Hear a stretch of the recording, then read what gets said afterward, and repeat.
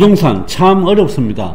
너무 가파르게 상승해도 문제, 지금처럼 가격 하락이 심해도 문제입니다. 특히 최근에는 부동산 가격이 하락하면서 여러 문제가 많이 발생하고 있습니다. 역전세, 전세 사기 등의 단어들은 매일 방송이나 신문기사로 나오고 있습니다. 23년 4월 26일 영상은 대구 부동산 관련 주요 기사들과 전세 사기와 관련된 내용들을 위주로 해서 부동산 거래 시 주의할 점을 살펴볼까 합니다.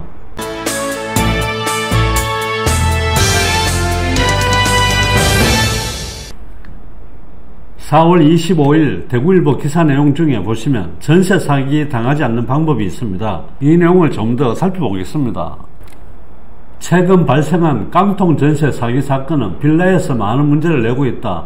참고로 깡통 전세라는 것은 전세 가격과 매매 가격 차이가 거의 없다고 보시면 됩니다. 신축 빌라의 경우 분양 가격을 높이 잡아놓고 분양 대신 높은 전세가로 세입자를 구한 뒤 소위 바지 사장으로 명의를 바꿔버리는 형태로 나타난다. 신축의 경우 실거래가 확인이 어려워 사기를 당하는 경우가 종종 있다. 통상적으로 전세 자금 관련해서 경매가 많이 넘어가는 물건들을 보시게 되면 다가구 주택, 즉 원룸이나 이런 건물들과 빌라들이 많이 해당이 됩니다. 이 경우에는 빌라가 해당이 되는데 빌라를 지어놓고 임대를 넣는 수법이라고 보시면 될 것 같습니다. 이중계약도 문제다. 집주인이 여러 사람의 임차인과 계약하는 방식을 잔금을 치르기 전까지는 서류상으로 문제없기 때문에 쉽게 당할 수 있는 유형이다. 이중계약은 전세와 매매계약에서 모두 나타날 수 있습니다. 이 부분은 굉장히 주의를 해야 되는 부분입니다. 매매를 예를 들어서 한번 설명을 해보겠습니다. A라는 사람이 있습니다. 이 사람이 5억짜리 주택을 갖고 있습니다. B와 매매계약을 체결을 하게 됩니다. 계약금과 중도금을 합해서 3억 정도 받을 수가 있습니다. 등기부상에는 아직까지 소유자는 A가 되어 있습니다. 이 사람이 다시 C라는 사람과 계약을 체결할 수가 있습니다. 이때 역시 계약금과 중도금을 합해서 3억 정도 받았다고 가정을 하겠습니다. 그러면 총 6억이 되어 있습니다. 5억짜리 주택이 벌써 6억이 된 상태에서 A라는 사람이 은행에 방문을 합니다. 은행에 방문해서 대출을 받게 됩니다. 60%로 대출을 받는다 가정하더라도 5, 6, 30, 3억이 됩니다. 그러면 총 9억을 만들 수가 있습니다. 5억짜리 주택이 9억이 될 수 있다는 거, 이거 참고하셔야 될 것 같습니다. 전세 계약도 마찬가지일 수 있습니다. 서류상으로 등기부상에서는 A라는 사람이 소유가 그대로 된 상태고 서류상에서는 아무 변동이 없습니다. 하기 때문에 A라는 사람은 얼마든지 B라는 사람과 C라는 사람과 D라는 사람과 이렇게 전세 계약을 체결할 수가 있습니다. 이렇게 부동산 거래에는 굉장히 많은 위험 요인이 따르고 있다는 거 참고하시면 좋을 것 같습니다. 이와 비슷하지만 집주인도 모르고 당하는 경우가 발생하는 집주인에게 이임을 받은 대리인이 주인에게는 월세로 계약을 했다고 말하고 전세로 놓고 전세 보증금을 가로채는 경우도 있다라는 내용입니다. 이 경우도 살펴보시게 되면 원래는 임대인이 월세를 내었습니다. 하지만 대리인이 전세 계약을 체결하고 월세는 이 돈을 통해서 월세 금액을 지급을 하게 됩니다. 이렇게 되면 임대인은 아무 의심을 하지 않을 수 있습니다. 이렇게 대리인이 전세 보증금을 가로채는 경우도 있을 수가 있습니다.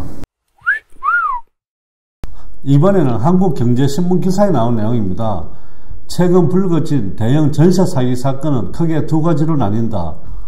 서울 강서구 화곡동 전세 사기의 경우 무자본 갭 투자 방식이다.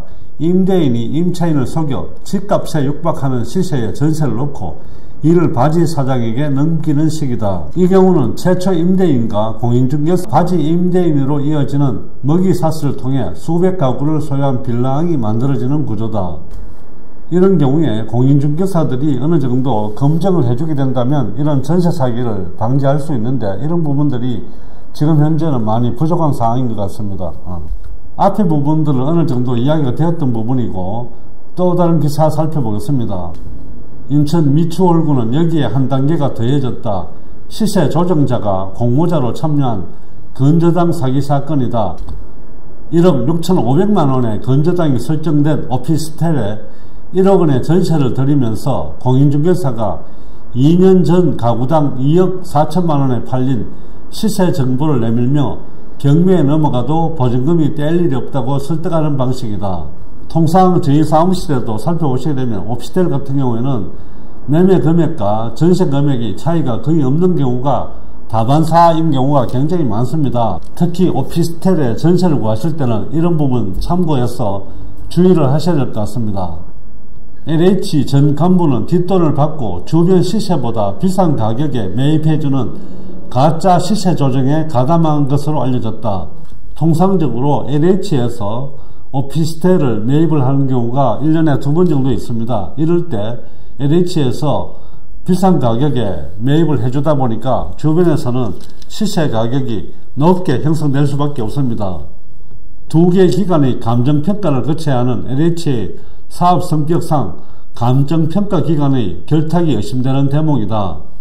우리가 대출을 낸다든지 아니면 취득세나 양도소득세를 계산할 때 아니면 이렇게 LH에서 매입을 할 때 감정평가를 받게 되는데 감정평가 금액이 이렇게 높게 나올 수가 있는 경우가 많이 발생할 수 있습니다.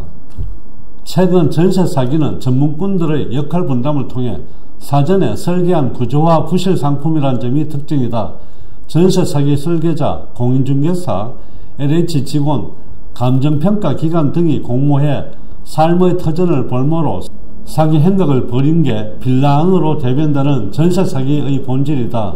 앞에서 말씀드린 것처럼 전세는 이중계약도 있을 수가 있고 다가구 같은 경우에 굉장히 보증금이 많이 들어가 있는 경우도 있습니다. 이럴 경우에 후순위로 들어가는 세입자들은 이 보증금을 뗄 가능성도 많이 있습니다. 오피스텔 같은 경우에는 매매 가격과 전세 가격이 비슷한 경우가 많기 때문에 이런 점들도 주의를 하셔야 됩니다. 역전세난과 관계되는 신문기사 내용입니다. 한국경제 신문기사 내용에서 발췌했습니다.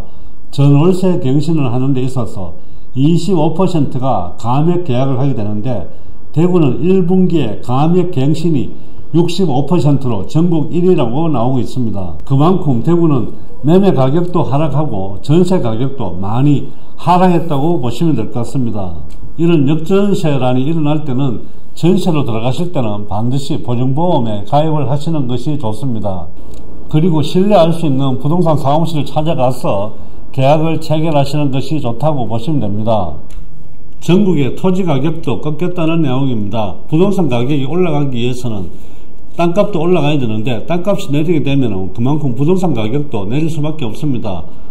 특히 대구는 또 마이너스가 0.13%로 이름을 내밀고 있습니다. 이처럼 대구의 부동산 기사에는 연일 우울한 내용만 나오고 있는 것 같습니다. 이럴 때일수록 매도를 하든 매수를 하든 전세를 구하든 보다 주의를 기울여야 할 것 같습니다. 대구의 부동산 관련 기사와 전세 사기와 관련된 내용들 위주로 해서 영상을 올렸습니다. 오늘의 영상이 시청자 여러분들께 도움이 되셨기를 바라며 좋아요와 구독도 꼭 눌러주시기 바랍니다. 감사합니다.